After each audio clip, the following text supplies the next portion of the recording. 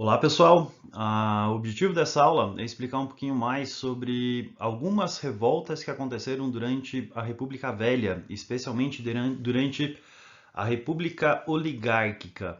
Lembrando que a República Velha se divide entre República da Espada e República do Café com Leite, e durante esse período a sociedade tinha alguns problemas que levaram a uma série de revoltas. Nesse vídeo eu vou explicar um desses conjuntos de revoltas que nós chamamos de revoltas messiânicas. Já explico o porquê do nome e quais que são as duas revoltas que nós temos. Beleza? Então, vamos lá. Então, primeira coisa, como é que era a sociedade durante esse período, a sociedade brasileira durante esse período da República Velha? Uma das características que a sociedade tinha é que a sociedade ela era agrária. Era uma sociedade onde é que 70% da população, pelo menos, acabava vivendo no campo. Tá? Então, uma vez que eles estavam no campo, eles estavam submetidos ao poder de uma das figuras mais importantes que nós temos da República Velha, que são os chamados coronéis. Então, essa sociedade agrária, ela era uma sociedade que estava submetida à autoridade ou autoritarismo dessa figura que era o coronel. Eles eram seu curral eleitoral, ou seja, eles eram aquele conjunto de pessoas dependentes do coronel e que tinha que fazer as vontades desse coronel, até politicamente falando. Então, a nossa sociedade ela era essencialmente agrária, vivia no campo. Além disso, boa parte da população brasileira era pobre, era muito miserável. Eu coloquei aqui do lado uma imagem de como é que era as cidades do interior, ou de como é que eram a situação de vida da população no sertão nordestino, por exemplo.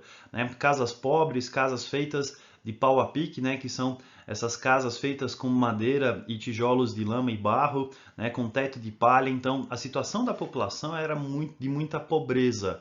Uma outra característica, graças a Deus nós não temos mais esse problema, é o problema da corrupção. Os políticos brasileiros estavam preocupados somente com eles mesmos. Era uma elite governando para a elite.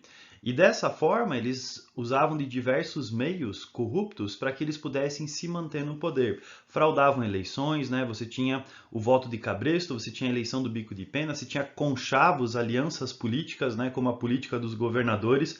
Então você tinha políticos que se preocupavam somente com a elite, com eles mesmos, enquanto o resto da população era agrário e pobre, vivia na miséria.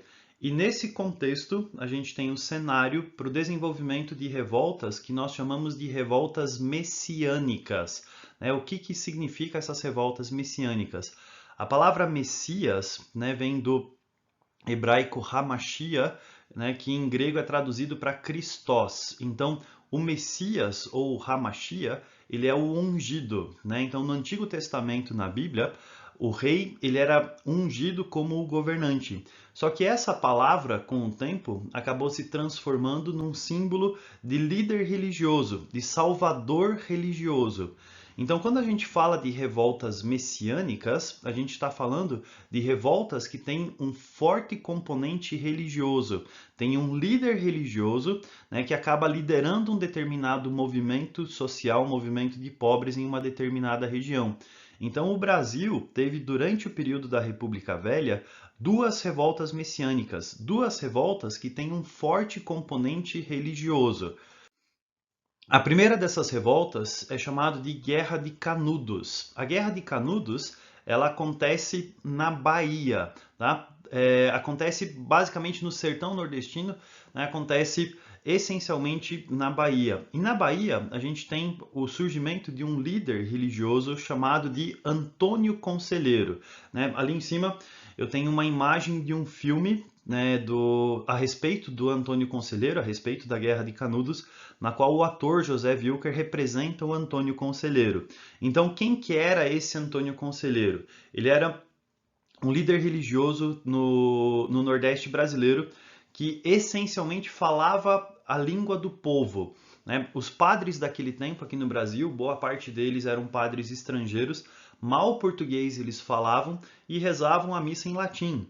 Então o povo não conseguia entender direito o que os padres falavam e os padres eram muito distantes da realidade do povo. Eles não entendiam, não dialogavam com o povo. Antônio Conselheiro foi um beato, ele foi um líder religioso que começou a dialogar com o popular. Ele falava coisas que o povo entendia, ele vivia a realidade desse povo. E o que o Antônio Conselheiro começou a pregar foi que com a proclamação da República e com a promulgação de um Estado laico, ou seja, de um Estado que era separado da Igreja, Deus iria acabar condenando as pessoas aqui do Brasil, Deus ia deixar de abençoar o Brasil, ou seja, o Estado laico era obra do demônio, o Estado laico era coisa de Satanás aqui no Brasil. E ele condenava o poder dos coronéis, condenava a corrupção da política, né? Ele falava coisas que o povo tinha esperança de escutar.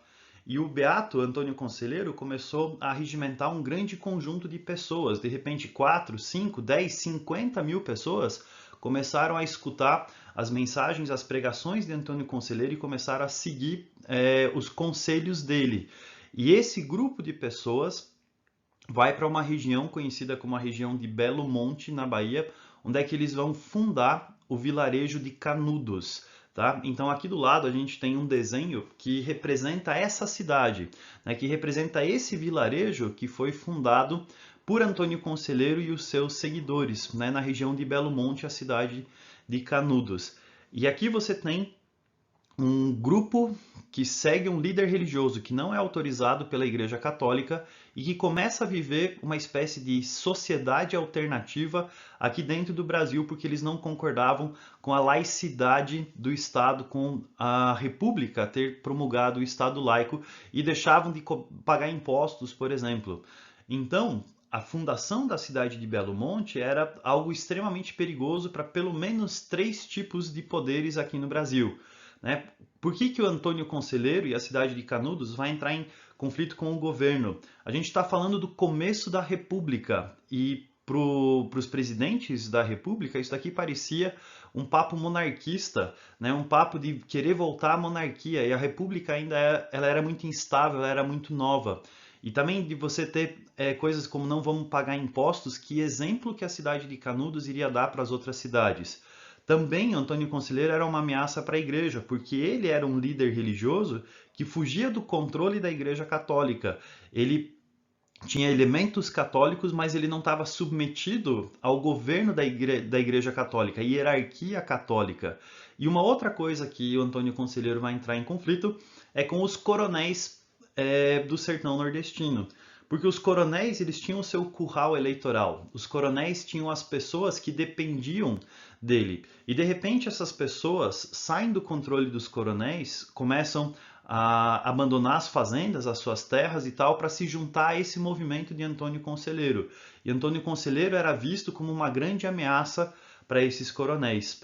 E com isso, essas esferas de poder vão tentar barrar o movimento de Antônio Conselheiro. E foram necessárias 4 tentativas diferentes para acabar com esse movimento. A primeira tentativa foi, na verdade, uma escaramuça, né, uma pequena batalha. O pessoal de Canudos tinha comprado madeiras de uma cidade lá perto. Essas madeiras não foram entregues, então Antônio Conselheiro disse: se vocês não vão entregar, a gente vai aí buscar. E eles então foram, né, os jagunços e membros da sociedade de Canudos foram lá buscar essa madeira. A população da cidade ficou aterrorizada, achando que eles iam tacar fogo em tudo, assaltar a cidade, saquear a cidade. Os policiais quiseram barrar o avanço desse grupo de pessoas e aconteceu uma batalha, uma escaramuça entre os jagunços de Canudos e os policiais daquela cidade lá daquela região. E os jagunços venceram. E quando eles venceram isso, as armas dos policiais acabam indo, né, para os jagunços. Numa segunda tentativa de acabar com a cidade de Canudos, eles vão enviar um efetivo aí de mais ou menos 100 homens para tentar acabar com essa cidade. Também não vai dar certo e de novo as armas desses caras vão parar na mão do pessoal de Canudos. Aí o exército brasileiro vai entrar na jogada e eles vão mandar um efetivo de aproximadamente 1.000 homens, liderados por um general cujo apelido era o Corta-Cabeças, tá? Porque durante a Revolução Federalista foi assim que ele tratou com os revoltosos, né? Cortando a cabeça dos prisioneiros que ele pegava. Mandaram esse general para acabar com a cidade de Canudos. Né? E ele acaba cometendo um erro estratégico, né? Você consegue perceber na cidade que você tem montes em volta. Ele colocou os canhões apontados para a cidade, mas invadiu a cidade com seus soldados se perdiam no meio das vielas, né, no meio do labirinto que era essa cidade, ele não podia usar os seus canhões sem atingir os seus próprios soldados. Acabou que o general corta-cabeças teve a sua cabeça cortada. E nessa terceira tentativa, os jagunços conseguiram cuidar da cidade de Canudos de novo. Aí o exército vai mandar um efetivo de aproximadamente 10 mil homens para acabar com a cidade de Canudos. E a ordem era não deixar pedra sobre pedra. Foi o que eles fizeram. Eles acabaram com a cidade de Canudos. Um dia antes da batalha final, Antônio Conselheiro acaba morrendo, né? Ele acaba morrendo, se eu não me engano, de alguma doença, de disenteria, alguma coisa assim, mas o exército acaba com toda a cidade de Canudos. Os revoltosos, né, boa parte deles são exterminados, alguns sobreviventes acabam sendo presos, né? Aqui a gente tem uma foto daquele tempo dos sobreviventes da cidade de Canudos. E o corpo do Antônio Conselheiro acaba sendo exumado, tá? Eles tiram o corpo da terra onde é que ele tinha sido enterrado e eles tiram uma foto dele. E essa daqui é a única foto que a gente tem de Antônio Conselheiro, né? Depois que ele foi exumado, depois que eles tiraram o corpo dele, cortaram a cabeça dele e levaram para a cidade do Rio de Janeiro como troféu. E foi assim que acabou a Guerra de Canudos, a Revolta de Canudos, né? Boa parte disso nós conhecemos a partir de um livro chamado Os Sertões, escrito por um jornalista que foi junto nessa quarta tentativa de destruição de Canudos, chamado de Euclides da Cunha. E o Euclides da Cunha, ele nos retrata boa parte do que aconteceu lá em Canudos nesse livro conhecido como Os Sertões, que é um dos clássicos da literatura brasileira. E essa foi a primeira revolta messiânica que nós tivemos, logo no início da nossa república. A outra revolta messiânica que nós temos é conhecida como Guerra do Contestado. A Guerra do Contestado, ela acontece numa região que fica entre o Paraná e Santa Catarina, que é essa região que nós temos marcada no mapa lá. Essa região estava sendo disputada entre o Paraná e o estado de Santa Catarina, por isso que ela acaba recebendo esse nome de Contestado. Era uma região que estava sendo contestada, disputada por esses dois estados. E nessa região, para povoar, interligar essa região, para conseguir escoar a produção que acontecia nessa região, especialmente de erva mate, o governo brasileiro resolveu construir uma ferrovia, né? Então, eles cederam para uma empresa americana que ela pudesse, americana ou britânica, né, que eles pudessem construir essa ferrovia. E como parte desse pagamento, o governo cedeu para a construtora dessa ferrovia 15 quilômetros de cada lado da ferrovia, né, que é o que aparece nessa imagem aqui do lado. Então, os 15 quilômetros que você tinha do lado de partes da ferrovia seriam dados para essa empresa como forma de pagamento pela construção disso. Qual que foi o problema que você tinha disso? Você tinha pessoas que moravam nessa região, né, e essas pessoas acabaram sendo expulsas das suas terras, né? Depois que essa ferrovia terminou de ser construída, as pessoas elas ficaram desempregadas e elas ficaram vagueando por aí, sem eira nem beira, sem rumo, né, porque já não tinha mais emprego, não tinha como voltar para casa. Coronéis que existiam nessa região acabaram perdendo os seus territórios ou os seus poderes, especialmente por causa da destruição das florestas e dos ervatais. A principal produção que existia nessa região era a produção de erva mate, uma erva que nascia naturalmente nessas regiões e que era retirada, era uma cultura extrativista da natureza. E boa parte desses ervatais acabam sendo destruídos na construção dessas ferrovias. Então, alguns coronéis acabam perdendo o seu poder por causa da construção dessa ferrovia nessa região. E a isso ainda se tem o grupo de jagunços, né? Os caras que faziam serviço sujo para os coronéis, ou uma espécie de braço armado que existia aqui nessa região. Então você tem esse contexto nessa região contestada. A construção dessa ferrovia provocou uma série de pessoas que estavam desamparadas socialmente. E nesse contexto, a gente tem o surgimento de um líder chamado Monge José Maria. Tá? Esse monge é esse cara que aparece aqui do lado. Na verdade, nessa região existia um monge italiano chamado de Monge João Maria, que ele era uma espécie de curandeiro daquela região. Era um líder religioso que vagava pelas cidades, ele orava pelas pessoas, curava as pessoas, benzia as pessoas procuravam conselhos dele, conselhos de vida, conselhos amorosos, conselhos conjugais, e ele era uma espécie de líder religioso errante naquela região. Ele acaba desaparecendo e depois surgem pelo menos 2 monges José Maria diferentes. Um desses monges, José Maria, é esse cara aqui. O monge José Maria também era um benzedeiro, um curandeiro errante, um cara que vagava pelas cidades curando, orando e abençoando as pessoas. E ele tinha uma predileção, ele tinha uma paixão por novelas de cavalaria, né, que eram novelas medievais. E uma dessas novelas, né, fez com que ele tivesse uma ideia que era a seguinte: Dom Sebastião, que foi o rei de Portugal em 1580 e que desapareceu numa batalha, estava no céu esperando com os seus cavaleiros celestiais para voltar para a Terra para governar. Então, essa crença que se chama de sebastianismo, né, a volta de Dom Sebastião, era algo que o monge José Maria ele gostava e começava a pregar. Então ele via a república como algo ruim, né, algo do demônio por causa do Estado laico, e as pessoas começaram a gostar dessa ideia do sebastianismo, dos cavaleiros celestiais. E as pessoas começaram a seguir esses jagunços, esses desempregados, esses sem terra, começaram a seguir o monge José Maria. E ele começa a liderar esse movimento, né, que vai ficar conhecido como o movimento do contestado. Na primeira batalha, em 1912, a Batalha do Irani, o monge José Maria acaba morrendo, né? E quando o monge José Maria morre, esse movimento dá uma esfriada. Mas praticamente um ano depois, algumas meninas, que são aquelas que aparecem lá em cima, que são conhecidas como as Virgens Celestiais, começaram a sonhar que o monge José Maria iria ressuscitar, queria liderar esse movimento para que Dom Sebastião pudesse vir aqui à Terra e conseguisse governar nesse reino messiânico, nesse reino celestial. E esse movimento vai esquentar de novo, vai se organizar de novo e ele vai tomar uma série de cidades no interior de Santa Catarina, Lages, Caçador, Curitibano, são algumas das cidades aí que se envolveram nesse conflito do contestado que vai até 1916, né, quando o exército brasileiro acaba de maneira violenta, cerca de 30 a 40 mil mortos para acabar com essa guerra do contestado. Tá? Então, esse movimento também é conhecido como a Guerra dos Pelados. Tá? Por que isso?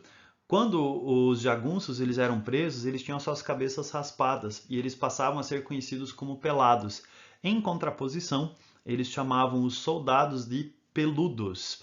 Então, o que foi a Guerra dos Pelados? Foi uma guerra onde é que as pessoas pobres do interior seguiram um benzedeiro, um curandeiro, um monge José Maria, que pregava a volta de um rei desaparecido de Portugal em 1580 para fazer um reino celestial aqui na Terra. Eles se autodenominavam de pelados, né, lutando contra o exército brasileiro que era conhecido como peludos. Então, super boa essa guerra, esse conflito todo que a gente teve no nosso interior, né? Isso é coisa nossa, isso é coisa aqui do Paraná.